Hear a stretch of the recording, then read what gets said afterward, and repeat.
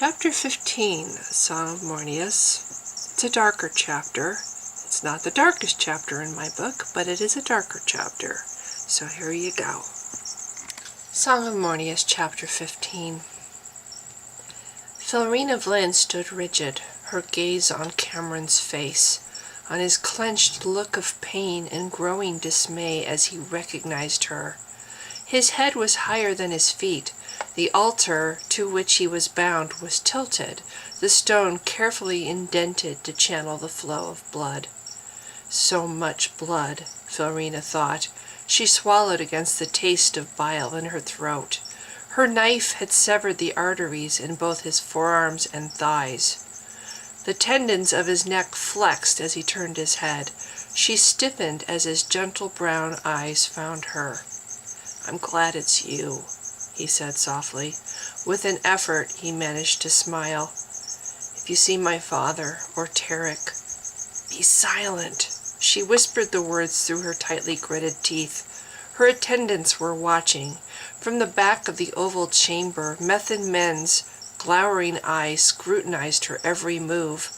"I do this to spare you, Camron. Now be silent." "Tell them I love them. Tell my father." Her long auburn hair brushed his chest as she leaned over to recheck his bonds. "If the others see that I know you, they'll take charge of this. You'll die in horrible pain, Camron." She took her time, examining the shackle on his other wrist. "Or they'll force me to make you a Wheelerman." She straightened with a nod. "Trust me, death is better." "Philrina!" Cameron's eyes stared upward. His face was pale and relaxed as he smiled now at things she could not see. "Remember when I hit my head on the rock in the river, and you and Tarek jumped in to save me?" Tears blurred away his face. She raised her head, blinked furiously at the ceiling. "Oh, Camron!" In silence she cried her grief. "Remember how I wouldn't let you alone?" he whispered. "I tagged after you. What a pest I was. I never minded that you loved Tarek more. He was older and a warrior. You needed a strong man." "Oh, Camron!" This time she whispered the words so he could hear. Tears stung her cheeks. She caught his hand and gripped it tight. It was sticky wet with his blood. "I'm so sorry. Why did you let them catch you?" She swallowed hard, choking on the words she couldn't say. "Forgive me." His gaze bent toward her. For a moment more he studied her face. Then his gentle eyes locked with hers. "I love you, Philrina. I always loved you. Tell Tarek and Father. Tell them it didn't hurt." She nodded as she gripped her knife. With her free hand she stroked back his hair. His eyes were closed, his lips smiling. She bent to kiss his forehead and mouth. Very softly she heard his last breath, a gentle sign between his parted lips. Only then did she cut his throat, opening his neck from ear to ear. Gagging silently, Philrina stumbled back. Memories flailed about her head like wings. Her betrayal was now complete. Now she had no past. She was Malian's and nothing else, completely as if she herself had been made Wheelerman. Alone she walked around the altar and stopped at the center of the chamber. It was natural stone like most of the temple, carved into the mountain by the relentless might of the Shikaya River. Raising her arms, she faced the other priests. With the exception of method men's, the 15 men and women were oblivious in their red hooded robes, immersed in the ritual. Already their lips glistened with blood as they passed the little bowls. It was the sharing of the sacrifice, a bonding with their God. Philrina drew a deep breath as the attendants butchered the young man behind her. Though she longed to serve Malian, she could not stop the breaking of her heart. She remembered Camron well, and his happy, funny laugh. He had been the younger brother, weaker in body than Tarek, but brilliant in his mind, filled with a passion to know everything. She had loved his beautiful brown eyes, his open, honest heart. He had never uttered a sound while her attendants bound him before her, stretching him out naked on the altar. She remembered that fire in his eyes, the brave clench of his jaws when she pressed her knife to his wrists. And now he was gone. She would endure, she vowed, for the sake of the future. Each trial of pain gave new strength to her God. Every death hastened the moment of his rebirth. Such things were more important than any one man's life or death, even Camron's. Florina managed to smile as Method Mens placed the Vealer's ancient staff in her left hand. As she shifted to confront the altar, the last red-robed priest padded to his seat. Raising her staff, Florina aimed its red blazon stone at Camron's remains. "Great Malian, accept this life," she said, clenching her fingers. Flames erupted in the oval chamber, spouting upward from the altar itself. Camron's bones withered and exploded.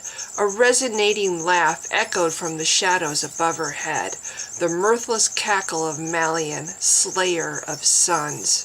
She dropped to her knees as the whole mountain quivered, as heavy granite tossed like the sea beneath her feet.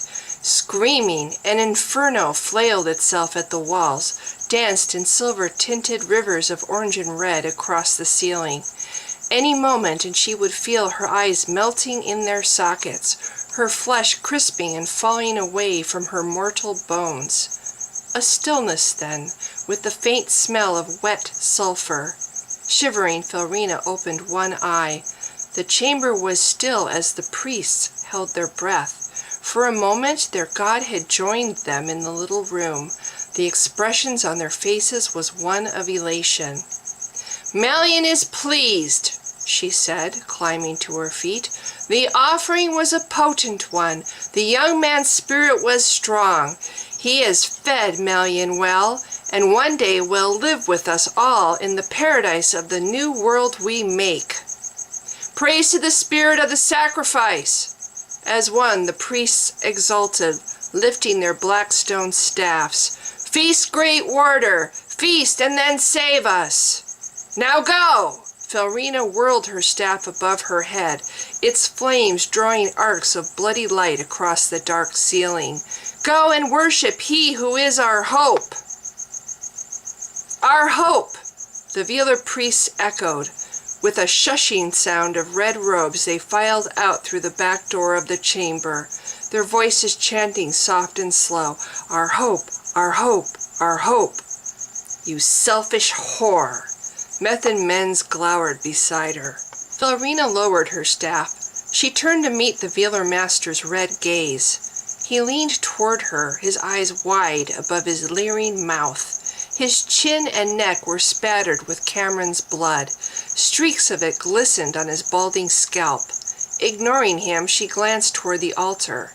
The attendants were approaching the back of the chamber, the buckets holding their grisly load thudding against their hips. "Florina?"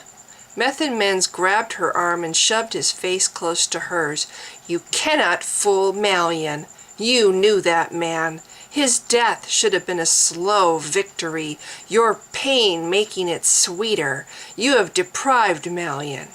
She threw off his hands. "My pain this night has fed him more than any pain that boy would have felt," she said. Method Mens' upper lip curled back. His bloodshot eyes flared beneath his black brows. "What makes you think he'll spare you? There will be a cost for this. A cost, you hear?" As he gathered himself for a full-blown assault, she cut him off. With a brusque gesture, she turned his attention to the men beside the altar. "If you're finished, Mens, we still have work to do. Vealer's spirit hungers, too, as does your army. Are the prisoners prepared?" He nodded as she moved to join her attendants. One of the men lifted a torch from the wall, then started down the granite tunnel. She descended after him with Mens on her heels. He padded quickly down the steps to her side. "The last group you presented was useless, Florina. Too many killed themselves. I want warriors who care about nothing. Warriors who can stand the sun." "I am aware of your needs, Mens." Florina slowed as the tunnel narrowed. Crouching low beneath tons of dense rock, she moved with caution down the final slippery steps. Perhaps they will be met. Malian's skill with Veeler's old magic has increased since I mastered the blazing stone. Torchlight flashed through the shadows, illuminating a pool with a surface like black glass. As she entered between the stalagmites, she summoned fire from the Veeler's ancient staff. Her attendants lowered their buckets and knelt at the tarn's sharp edge. With their hands they flicked blood across the water. Florina moved into position behind the two men. Stretching out her arms, she aimed the staff's blazing stone at the tarn's midnight heart. "Hearken and make ready, great Veeler," she cried. "We bring blood in exchange for service. Grant us the might of your old magic. Let the old and new merge as one." She gestured, and the attendants emptied their buckets. Camron's organs vanished as hands released them beneath the water. His head floated briefly, his slack face tilted toward her as it sank. Groans of fear rose from the naked men and women lined up against the wall. They were the survivors from Teardon, those deemed strong enough to be of use. At Florina's command, they were prodded forward by the black-robed guard, driven with spears into the tarn up to their throats. Florina lifted her staff high. "Hail, great Veeler, master and mage, wielder of the magic which preserves you! Hear me, great lord! Melian promises a new world for humans, a world meant for us and not for elves, created from the ashes of the old. He has promised to make you live again as our king, but death must come before rebirth. Give us death, great Veeler. Bring rebirth to these warriors who would rather die than falter. From the water that is the magic, help us, Lord." She tapped a stalactite with the staff. The blazing stone crackled with heat. Lurid flames shot in all directions. It was Melian's power, unfocused and raw, unfettered by any hand or lore. Florina closed her eyes. Clenching her hands on the staff, she visualized the shape she wanted, creations formed from living flesh. Melian's magic pounded from the staff to the pool, rousing the Veeler, that ancient human master of the old magic, slaver of the giants. Through the Veeler's roused awareness, the warder found focus. She concentrated it now, on rekindling the dead Veeler's skill. His human soul lived in this water. With Melian's power, the great wizard awakened, his old magic becoming her tool. Screams filled the chamber. She opened her eyes. The pool was in flames, old magic in dangerous contact with new, but shielded from the planet by the granite heart of the mountain. The prisoners writhed inside the blaze, their flesh melting, their bones going soft. With Camron's name on her lips, Florina struck the pool with her staff. At once the black water erupted, spouting toward the ceiling and dragging the prisoners with it. She stepped back quickly away from the water, watching the currents bend and twist, hammering helpless flesh against water, flesh against fire and solid stone. As the water sloshed back down, rocking slowly back and forth, Florina dropped her red robe and waded in naked. Bodies floated spread eagle on the surface. Two lay dead with their skulls crushed. The rest were stunned to the point of unconsciousness. With the blazing stone she touched one chest and then another. The Veeler's spirit, empowered by Melian and the image in her mind, seized the bodies and molded them as she wished. Arms widened and lengthened into wings, the skin stretching taut, becoming transparent. Spines stretched to form tails. Vertebra crackled and punched through the skin, forming jutting, poisonous spines. The skin she hardened across the torso, legs, and upper arms, cracking where she willed it and becoming scales. "Wings," Method Mens whispered. So many with wings. How wonderful, Florina. I am the instrument, she breathed. With her staff pressed against the heaving chest of the last prisoner, she looked through the dying flames toward Men's. I allow Malian and Veeler to touch, otherwise, Men's, I'm no different than you. He shook his head. Around him the attendants moved into the tarn to retrieve his new warriors, but her gaze held Men's. The balding man's dark eyes seemed to bulge as he rejected her words. No, Florina. His voice was very soft. You do not wield the old magic directly. It never touches you, so you have no idea what it is to be eaten alive.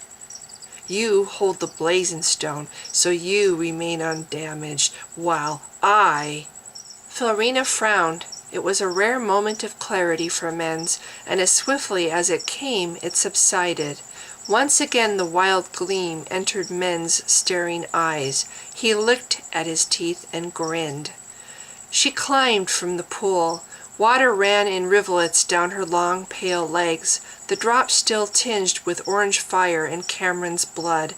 She held the staff, felt the Veeler's mind fall to pieces and oblivion, yet Malian's power endured still within the blazing stone. With the warder's strength, she threw off Men's groping hands and snarled into his face. Don't touch me, Men's! How many times must I tell you? He continued to stare, his body trembling. Then he stooped to the rocky floor and lifted her discarded robe.